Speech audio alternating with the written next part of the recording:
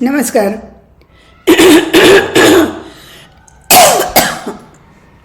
नमस्कार. Paul Brunton लिखित आध्यात्मिक भारताचा रहस्यमय शोध या पुस्तकाचा अनुवाद आपण वाचत आहोत. आज आपण 17व्या प्रकरणातला पुढचा भाग वाचायला घेतो आहोत. साधूच्या बोलण्यातील वास्तव मला आढळून येईपर्यंत या शांतिमय स्थितीने माझा ताबा घेतला होता. विचारांच्या लाटा साहजिकच मंद होत शांत होऊ लागल्या होत्या. तर्कनिष्ठ बुद्धीने आपलं काम पूर्णपणे थांबवलं होतं. मला अनुभवाला येणाऱ्या अतिविलक्षण जाणीवेने अजूनही आपल्या कवेत घेतलं होतं. माझ्या वेगाने वाढणाऱ्या अंतःस्फुरणाने एका अनोळखी प्रांतात प्रवेश करीपर्यंत काळाला जणू भोवळ आली होती. माझ्या शरीरातील संवेदना मला जाणवत नव्हत्या. आता कोणत्याही क्षणी मी या सगळ्यातून बाहेर पडून जगाच्या रहस्याच्या उंबरठ्यावर पोचलो आहे एवढंच मला समजलं होतं. शेवटी तो साक्षात्कार घडला. फुंकर मारल्यावर मेणबत्ती विझावी तसे विचार नष्ट झाले. विचारांचा अडथळा न येता कार्यरत राहण्याच्या तिच्या मूळ स्थानी बुद्धीने माघार घेतली. मला असलेली शंका आणि महर्षी ज्याविषयी ठामपणे सांगत होते ती गोष्ट प्रकर्षाने जाणवली. मन त्याच्या देहातीत अलौकिक स्तोत्रात उगम पाहू लागतं. मेंदूने तो झोपेत करतो तसं काम करायचं पूर्णतः थांबवलं होतं. आणि तरीही जाणीव अंशतःही लोप पावली नव्हती. मी कोण आहे आणि काय घडतंय याविषयी मी पूर्णपणे शांत आणि जागृत होतो. तरीही माझ्या जाणीवेची संवेदना एका वेगळ्या व्यक्तिमत्वाच्या अरुंद कारागृहातून बाहेर खेचून काढली गेली होती. ती सर्वांना आपल्या कवेत घेणाऱ्या एका उदात्ततेत रूपांतरित झाली होती. स्वचं अस्तित्व अजूनही होतं, पण ते संपूर्ण बदललेलं, प्रकाशमान, तेजस्वी बनलं होतं. सध्या असलेल्या साधारण व्यक्तिमत्वापेक्षा उच्च, उदात्त पातळीचं गहन असं काहीतरी दैवी अस्तित्वाच्या जाणीवेत उगम पाहू लागलं होतं. शिवाय आता ते दैवी अस्तित्व म्हणजे मी बनू लागलो होतो. या जाणीवेसोबतच संपूर्ण स्वातंत्र्याची एक विलक्षण नवीन संवेदना अनुभवाला येऊ लागली. कारण आता विचार म्हणजे एक जवळ येणारी आणि दूर जाणारी सरकती गोष्ट बनून गेली आणि तिच्या जुलमी दडपणापासून मुक्त होणं म्हणजे कारागृहातून मुक्त होऊन हवेत पाऊल टाकण्यासारखं होतं. या क्षणी मला वाटू लागलं की मी जगाच्या जाणीवेच्या किनाऱ्याबाहेर पडलो असून आतापर्यंत धारण करणारा पृथ्वी नामक ग्रह अदृश्य झाला आहे. मी एका झळाळत्या प्रकाशरूपी समुद्राच्या मधोमध आहे. प्रकाशाचा हा महासागर त्या अदीम साहित्याने बनला आहे ज्यापासून हे विश्व अस्तित्वात आलं. पदार्थाची पहिली अवस्था ज्याची व्याप्ती सांगता येणार नाही असा अमर्याद विस्तारला असून तो आश्चर्यकारकपणे सजीव वाटत होता. अंतराळात चालू असलेल्या या गूढ वैश्विक नाट्याच्या अर्थाला क्षणार्धात स्पर्श करत मी माझ्या अस्तित्वाच्या प्रारंभाच्या बिंदूपाशी परतलो. आता मी एक नवा मी बनलो होतो. पवित्र अत्यानंदाच्या मांडीवर विसावलो होतो. मृतलोकातील नदीचं पाणी प्यायल्यास सगळ्या गोष्टी विस्मरणात जातात असं मानलं जातं. जणू मी त्या विशुद्ध पाण्याचा प्याला प्राशन केला होता आणि त्यामुळे मला माझ्या कालच्या सगळ्या कडवट आठवणींचा आणि भविष्यातील चिंतेचा विसर पडला होता. जणू त्या मुळापासूनच नाहीशा झाल्या होत्या. मला दैवी स्वातंत्र्य आणि अवर्णनीय मोहकता लाभली होती. माझे भाऊ सगळ्या निर्मितीला गाढ सहानुभूतीने जवळ घेत होते, कारण मला सखोलतेनं लक्षात आलं होतं की सगळ्यांना समजून घेणं म्हणजे केवळ त्यांना क्षमा करणं नव्हे तर सर्वांवर प्रेम करणं होय. माझं हृदय ब्रह्मानंदात मग्न झालं होतं. माझी ब्रह्मानंदी टाळी लागली होती. मला पुढे आलेल्या अनुभवाचं वर्णन कसं करावं हे कळेना, कारण ते इतके नाजूक आहेत की त्यांना लेखणीचा स्पर्शही करायला मन धजावत नाही. तरीही मला समजलेली तारांकित सत्य पृथ्वी तलावरील भाषेत उतरवता येतील आणि माझा तसा प्रयत्न निष्फळ जाणार नाही. म्हणून मी माझ्यासमोर पसरलेल्या या पुरातन मानवी मनामागील पुरातन विश्वातील काही आठवणी सोबत आणल्या आहेत. माझ्यासमोर पसरलेल्या ज्याच्यात प्रवेश करायला कोणतीच वाट नसलेल्या आणि कोणीच भेट न दिलेल्या या विश्वातील काही सत्य पुढे ढोबळ मनाने मांडण्याचा प्रयत्न केला आहे. एका महान अस्तित्वाने मानव हा महानतेशी जोडला गेला आहे आणि त्या अस्तित्वाने त्याच्या आईपेक्षाही जास्त प्रमाणात त्याचं पोषण केलं आहे. त्याच्या शहाणपणाच्या क्षणात त्याला हे कळू शकतं. माणसाने त्याच्या भूतकाळात एकदा उदात्ततेशी निष्ठा बाळगण्याची शपथ घेतली होती आणि तो त्या दैवी वैभवाचा मुकुट धारण करून देवासोबत मार्गक्रमण करत होता. आजच्या व्यस्त जगाने त्याला त्याच्या निकडीच्या गरजा भागवण्यासाठी साथ घातली असेल आणि मानव त्या हाकेला ओ देत या शपथेला विसरला असेल. पण जगात असे काही लोक आहेत ज्यांना या शपथेचा विसर पडला नाही. त्यांनी अशा मानवांना योग्य वेळी त्या शपथेची आठवण ताजी करून द्यायला हवी. मानवात ते अविनाशी सत्य आहे. माणूस त्याच्या खऱ्या स्वकडे संपूर्ण दुर्लक्ष करू शकतो, पण मानवाच्या दुर्लक्षामुळे त्या अविनाशी सत्याच्या महानतेच्या झळाळीवर काही परिणाम होणार नाही. ते फिकं पडणार नाही. माणूस हे सत्य विसरून गात्रबधीर करणाऱ्या गाढ निद्रेच्या अधीन होऊ शकतो. पण ज्या दिवशी तो आपला हात लांबवून मानवाला स्पर्श करेल त्या दिवशी त्याला आठवेल तो कोण आहे आणि त्याचा आत्मा त्याला पुन्हा प्राप्त होईल. माणूस आपली दैवी जाणीव गमावून बसल्यामुळे स्वतःची खरी किंमत त्याला कळत नाही. पण स्वतःच्या अस्तित्वात असलेल्या आणि आध्यात्मिक अधिकार लाभलेल्या केंद्राकडून खात्रीपूर्वक हवं ते त्याला मिळू शकतं. तरीही तो इतरांच्या मतामागे धावतो. गूढ हेतू आणि विचार बाळगणारे लोक ऐहिक भूमीकडे बघत नसतात. त्यांची दृष्टी अविचलपणे आतल्या दिशेने स्थिर झालेली असते. त्यांच्या अनाकलनीय स्मिताचं रहस्य त्यांच्यातील आत्मज्ञानात दडलेलं असतं. माणसाला आपल्या अंतरंगात डोकावून पाहत असताना जर केवळ असमाधान, दुर्बलता, अंधार आणि भय आढळून आलं तर त्याने आपल्या ओठावर शंकेचं थट्टेखोर स्मित येऊ देऊ नये. उलट आपल्या अंतरंगात अधिक खोलवर मागोवा घेऊन हृदय बंद पडलं आहे असं वाटत असतानाही जिवंतपणाचं एखादं तरी चिन्ह सापडेपर्यंत शोध घ्यावा. त्याने अशा संकेतांकडे नीट लक्ष द्यावं, कारण ते संकेत मूळ धरतील आणि भटकणाऱ्या देवदूतांप्रमाणे त्याच्या मनाचा उंबरठा ओलांडणारे उच्च विचार बनतील. असे विचार नंतर येणाऱ्या आवाजाचा पूर्वसंकेत ठरतील. तो आवाज असा एका गहन, दडलेल्या आणि एका गूढ अस्तित्वाचा असेल जो त्याच्या केंद्रबिंदूत राहतो आणि त्याचा स्वतःचा पुरातन स्व आहे. प्रत्येक मानवी जीवनात दैवी स्वरूप स्वतःला व्यक्त करत असतो. पण मानवाने त्याच्याकडे कानाडोळा केला तर असा साक्षात्कार म्हणजे खडकाळ जमिनीत पेरलेलं बीज ठरेल, जे कधीच रुजत नाही. या दैवी जाणीवेतून कोणालाही वगळलं जात नाही, तर मानवच स्वतःला त्यातून वगळून टाकतो.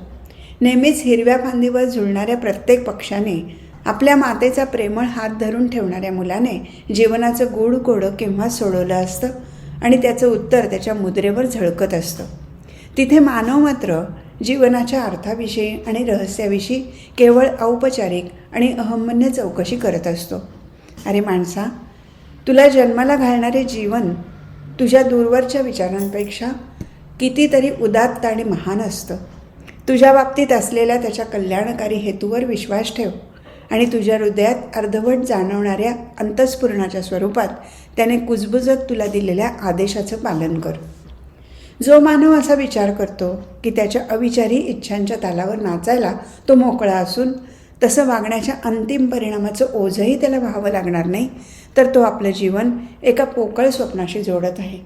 स्वतःच्या किंवा त्याच्या बांधवांच्या बाबतीत पाप करत असेल तर असं करून तो स्वतःलाच शिक्षा ठोठावत असतो. आपलं पाप तो इतरांच्या नजरेपासून झाकू शकेल, पण आपल्या गोष्टींची नोंद घेणाऱ्या त्या सर्वव्यापी ईश्वराच्या डोळ्यापासून मात्र ते तो लपवू शकणार नाही. न्याय अजूनही जगावर कठोरपणे राज्य करत आहे. जरी त्याची कार्यप्रणाली आपल्याला दिसत नसली आणि तो नेहमीच मानवाने उभारलेल्या न्यायालयाच्या दगडी इमारतीत आढळत नसला, तरी ईश्वरी न्याय असतोच. जो पृथ्वीवर कायदेशीर दंड भरायचं टाळतो तो ईश्वराने त्याच्यावर लादलेल्या न्याय्य दंडाला कधीच चुकवू शकत नाही. कठोर आणि क्षमा न करणारी न्यायदेवता प्रत्येक क्षणी निर्दयतेने अशा माणसाला संकटात लोटत असते. ज्यांनी दुःखाचं विष पचवलं आहे, वर्षानुवर्ष अश्रू गाळले आहेत, जे सत्य स्वीकारण्यासाठी पात्र असतील, ज्यांना जीवन मूकपणे संकेत देत असतं, त्यांना जर दुसरं काही कळत नसेल तर त्यांनी नियतीच्या करुण चंचलतेला समजून घ्यावं, जी त्यांच्यासाठी सुदैवाचं स्मित घेऊन येते. ज्यांना सुखाची नशा चढणार नाही त्यांना दुःख जास्त यातना देऊ शकणार नाही. असं कोणतंही जीवनशास्त्र आढळणार नाही जे सुख आणि दुःखाच्या उभ्या आडव्या धाग्याने विणलं गेलं नाही. म्हणूनच कोणताही माणूस मी कधीच चुकणार नाही असा तोरा किंवा घमेंड फार काळ मिरवू शकत नाही. जो असं करतो त्याची वारंवार संकटाशी आणि धोक्यांशी गाठ पडते. अदृश्य ईश्वराच्या उपस्थितीत मानवाने केवळ विनम्रतेचा पोशाखच घालायला हवा. कारण मानवाने जे कित्येक वर्षात मिळवलेलं असतं ते क्षणातच ईश्वर काही दिवसातच हिरावून घेऊ शकतो. सगळ्या गोष्टीच्या नियतीचं चक्र वर्तुळाकार फिरत असतं. केवळ एक निर्विचारी निरीक्षण करताच हे वास्तव नजरेआड करू शकतो. अगदी ब्रह्मांडातही हेच दिसून येतं. आज सूर्यमालेत सूर्याच्या सर्वात निकटतम असलेला ग्रह उद्या त्याच्यापासून जास्तीत जास्त अंतरावर जातो. म्हणूनच मानवी जीवनातही समृद्धीच्या भरतीमागोमाग हलाखी आणि उपासमारीची ओहोटी लागते. स्वास्थ्य केवळ काही दिवस टिकणारा चंचल पाहुणा बनू शकतं, तर लाभलेलं प्रेम हिरावलं जातं. प्रदीर्घ यातनांच्या काळा कभिन्न रात्रीनंतर नव्याने मिळालेल्या ज्ञानाची तेजस्वी पहाट हसत येते. या सगळ्या गोष्टी हाच धडा देतात की माणसातील शाश्वत आधार तोच असायला हवा जो कधी काळी होता. त्याची नोंद, त्याचा शोध घेतलेला नसला तरी त्याचं आश्वासन किंवा निराशा आणि यातना कालांतराने येत राहतील आणि माणसाला त्याच्या या शाश्वत आश्रयाकडे नेत राहतील.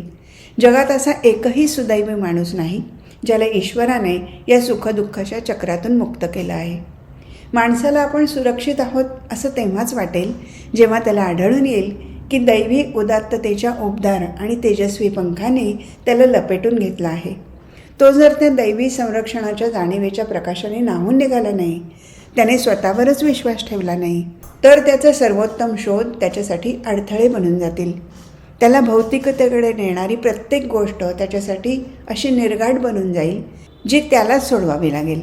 कारण तो त्याच्या भूतकाळाचा अविभाज्य अंग असून नेहमीच त्याच्या आंतरिक दिव्यत्वाच्या सहवासात असतो, जिला झटकून टाकू शकत नाही.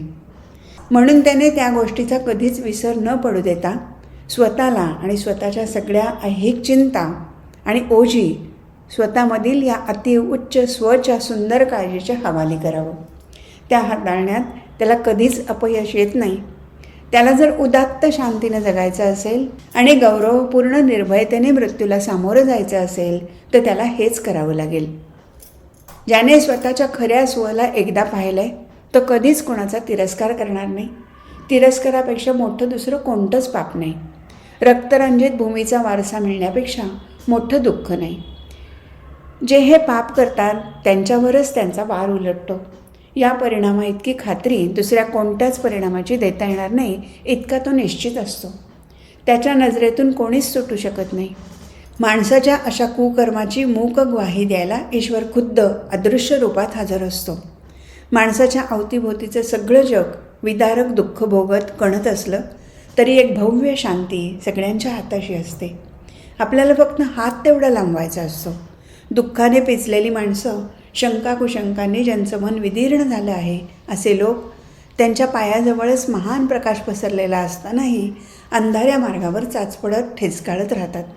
माणसाने त्यांच्या बांधवांचे चेहरे केवळ दिवसाच्या प्रकाशात नव्हे तर वरवरचे स्वरूप बदलून त्यांना दैवी रूप देणाऱ्या त्यांच्या दैवी शक्यतांच्या प्रकाशात पाहिले तरच जगातून तिरस्काराला कायमचं हद्दपार करता येईल. ज्या परमशक्तीला मानव देव म्हणतो त्या शक्तीशी जवळीक साधणारं तत्त्व लोकांच्या हृदयात वास करत आहे. अशा नजरेने त्यांच्याकडे पाहून ते ज्या सन्मानाला पात्र आहेत असा सन्मान लोकांना दिला तर हा द्वेष आणि तिरस्कार नष्ट होईल. निसर्गात जे जे खरोखर भव्य आणि उदात्त आहे, कलेतील जे सुंदर प्रेरणादायी तत्त्व आहे ते सगळं स्वतःच माणसाशी बोलत असतं. जिथे पुजारी, धर्माधिकारी मानवाला तो दैवी प्रकाश दाखवण्यात अपयशी ठरतात तिथे एखादा आत्मज्ञानी कलाकार त्यांना हा विसरलेला संदेश देतो. आत्म्याने दिलेले संकेत माणसासाठी आपल्या कलेतून अभिव्यक्त करतो. ज्याच्या वाट्याला असे क्षण आले असतील, ज्या क्षणामध्ये कलेच्या किंवा निसर्गाच्या अशा सौंदर्याने तो भारला गेला असेल, त्याला शाश्वताचा अनुभव आला असेल, त्याने त्या दुर्मिळ क्षणाच्या आठवणी जतन कराव्यात. जेव्हा बाह्य जग त्याला थकवून टाकेल तेव्हा चटकन त्या क्षणांना ताजं केलं तर त्याच्या अंतरंगातच देवालय आढळून येईल. ते त्याच्या थकलेल्या मनाला शांत करू शकेल. अशा वेळी हव्या असलेल्या शांतीसाठी, समर्थाच्या प्रवाहासाठी आणि प्रकाशाच्या तेजस्वी किरणांसाठी या क्षणाच्या आठवणींमध्ये थोडा वेळ रमावं लागेल. त्याने विश्वास ठेवावा. ते असे क्षण होते ज्या क्षणांमध्ये त्याने स्वतःच्या खऱ्या स्वला स्पर्श केला होता. ज्या क्षणी तो त्या क्षणांना पुन्हा स्पर्श करेल तेव्हा त्यांच्यापासून त्याला अमाप आधार आणि संपूर्ण योग्य असा मोबदला मिळेल. बुद्धिवंत लोक अत्याधुनिक ज्ञानाच्या पुस्तकांच्या ढिगांमध्ये किंवा अध्ययन संस्थांच्या भिंतीवरील पुरातन ज्ञानाच्या हस्तलिखितांच्या चळतीत कितीही बुडून गेले तरी मानवाचा खरा स्व दैवी आहे. या परमसत्याखेरीज इतर कोणतंही सत्य त्यांना गवसणार नाही. काळाबरोबर माणसाच्या अशाळभूत अभिलाषांची वाफ होऊन जाईल. अविनाशी जीवनाची परिपूर्ण प्रेमाची आणि खात्रीशीर आनंदाची आशा शेवटी नक्कीच पूर्ण होते. जिला कधीच टाळता येत नाही अशा अटळ नियतीची भविष्यवाणी त्यांच्यात सामावलेली असते. जग उच्च विचारांसाठी प्राचीन प्रेषितांकडे पाहून उदात्त नीतिमूल्यांसाठी इतिहासकालीन शिळ्या युगांची प्रशंसा करतं. पण जेव्हा मानवाला त्याच्या खऱ्या भव्य स्वरूपाचा साक्षात्कार होतो तेव्हा त्याला भरभरून आनंद प्राप्त होतो. मग त्याला बाहेर कुठेच धाव घ्यावीशी वाटत नाही, कारण विचारांमध्ये आणि भावनांमध्ये जे योग्य उदात्त असतं ते न बोलवता न शोधता त्याच्या पायाशी विसावलेलं असतं. त्याच्या मनाच्या शांत पडवीतच त्याला असं असामान्य दृश्य दिसू लागतं जे हिब्रू आणि अरब महापुरुषांपेक्षा तिळमात्र कमी पवित्र नसतं. या संतांनी पण लोकांना त्यांच्यातील दैवी स्रोताची आठवण करून दिली होती. याच तेजोवलयांकित प्रकाशात बुद्धाला आत्मज्ञान झालं आणि त्यांनी लोकांना निर्वाणाची बातमी दिली. या दैवी तत्वाला समजून घेतलं म्हणजे त्यासोबत सर्वांना कवेत घेणाऱ्या प्रेमाचाही उगम होतो. याच जाणीवेतून मेरी मॅकडोनाल्डने आपलं कलंकित जीवन येशूच्या चरणी समर्पित केलं. या पुरातन गंभीर सत्यावर काळाची धूळ जमा होऊन कधीच त्याची झळाळी कमी होत नाही. खरं तर हे सत्य मानवाच्या अगदी प्रारंभिक काळापासून अस्तित्वात होतं. तितकीच सनातन ती आजही आहे. मानवाला सहज प्राप्त होणाऱ्या या गहन जीवनाची सूचना ज्या लोकांना मिळाली ते कधीच नष्ट झाले नाहीत. त्यांचं नाव अमर झालं आहे. या सत्याचा स्वीकार करायची ज्याची तयारी असते त्याने फक्त ही बुद्धिपूर्वक समजून घेणंच पुरेसं नाही. ग्रहगोलाच्या दरम्यान चमचणाऱ्या तारकांप्रमाणे जोपर्यंत त्यांच्या विचारांच्या गगनमंडळात तारकापुंज बनून हे सत्य झळकत नाही तोपर्यंत त्यांना आत्मसात करणंच पुरेसं नसतं. जोवर सत्य त्याला दैवी कर्म करायला प्रेरित करत नाही तोवर ती हृदयात उतरायला हवीत. एका प्रचंड बळाने मला या सांसारिक जगात परत आणलं आणि मी त्याला विरोध करू शकलो नाही. हळूहळू टप्प्याटप्प्याने मला भोवतालची जाणीव होऊ लागली. मला आढळून आलं की मी अजून महर्षींच्या हॉलमध्ये आहे आणि तो आता पूर्णपणे रिकामा झाला आहे. मी आश्रमातल्या घड्याळात वेळ पाहिली आणि माझ्या लक्षात आलं सगळेजण भोजनशाळेत रात्रीच्या जेवणासाठी जमा झाले असावेत. तितक्यात मला जाणवलं की माझ्या डाव्या हाताशी कोणीतरी आहे. ती व्यक्ती 75 वर्षीय माझी स्टेशन मास्तर होती. माझ्या शेजारी मांडी घालून ते माझ्याकडे अत्यादराने टक लावून पाहत होते.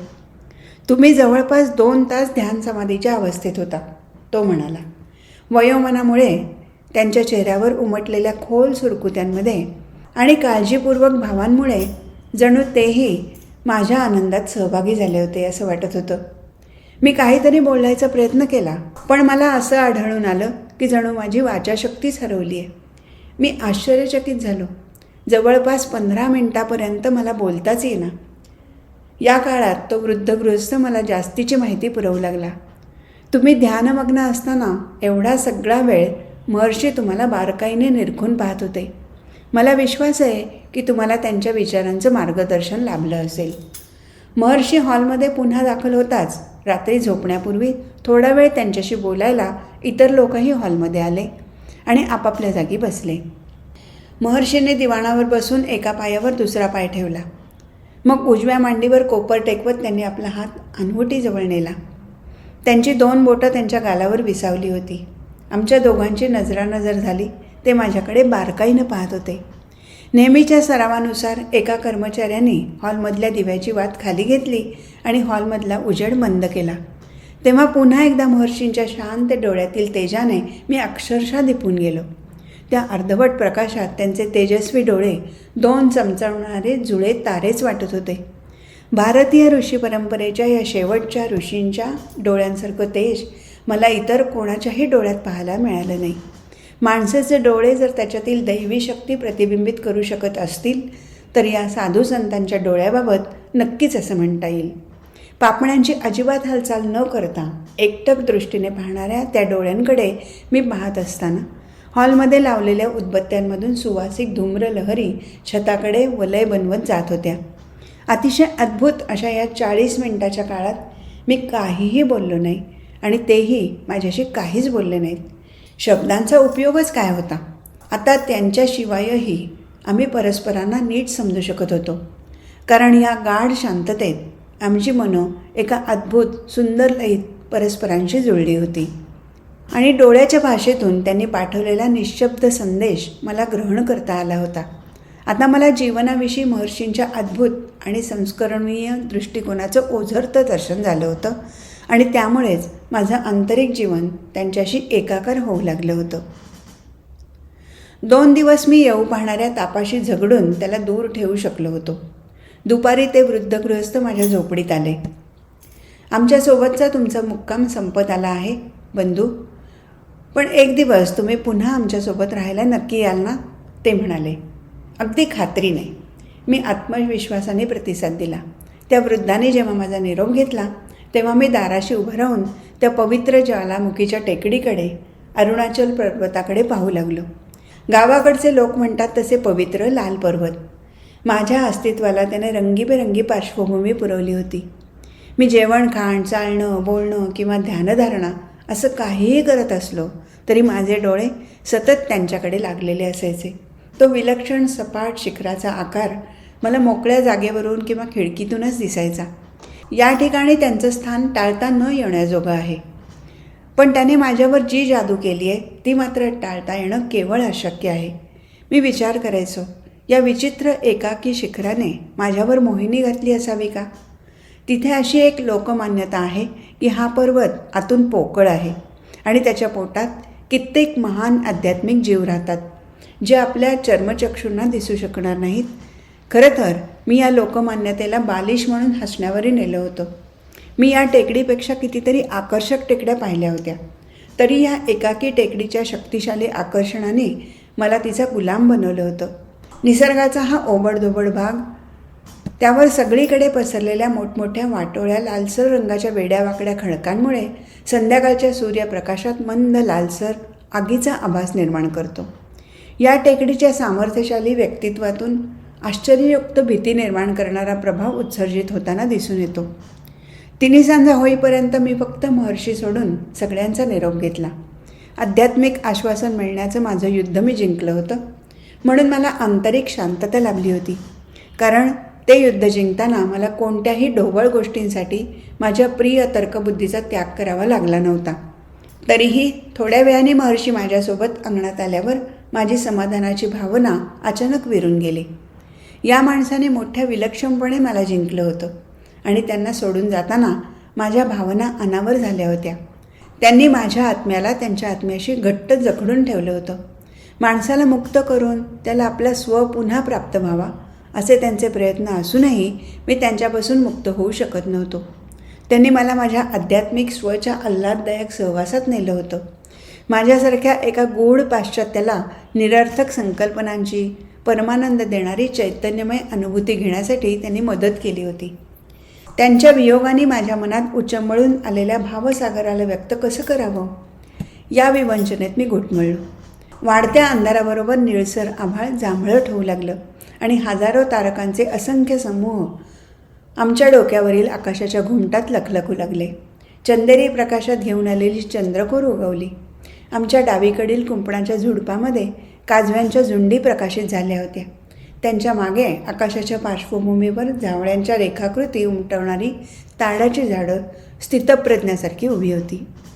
आत्मरूपांतरणाचं माझं धाडस अंतिम टप्प्यावर होतं, पण कालचक्राने फिरणारे आरे मला पुन्हा या जागी आणणार आहेत हे मला माहीत होतं. मी माझ्या हाताचे दोन्ही तळवे जुळवून पारंपरिक पद्धतीने त्यांना नमस्कार केला आणि निरोपाचे काही शब्द पुटपुटलो. त्या साधूंनी फक्त स्मित केलं आणि माझ्याकडे ते एकटक बघू लागले, पण बोलले काहीच नाहीत. महर्षींकडे मी शेवटचा दृष्टिक्षेप टाकला. त्या तळपत्या तेजस्वी नेत्रधारी ताम्रवर्णी आकृतीचं ओझरतं दर्शन घेत पुन्हा एकदा त्यांना नमस्कार केला. प्रत्युत्तर म्हणून त्याने त्यांचा उजवा हात किंचित हलवला आणि आम्ही वेगळे झालो. माझी वाट पाहत बाहेर थांबलेल्या बैलगाडीत मी चढलो. गाडीवाल्याने त्याचा चाबूक फटकारला. त्यासरशी त्याचे आज्ञाधारक बैल अंगणातून खडबडीत रस्त्यावर आले आणि विविध रानफुलाच्या सुवासाने भरलेल्या रात्रीतून दुडक्या चालीने चालू लागले. हे पुस्तक इथेच संपलं. हरिओम तत्सत.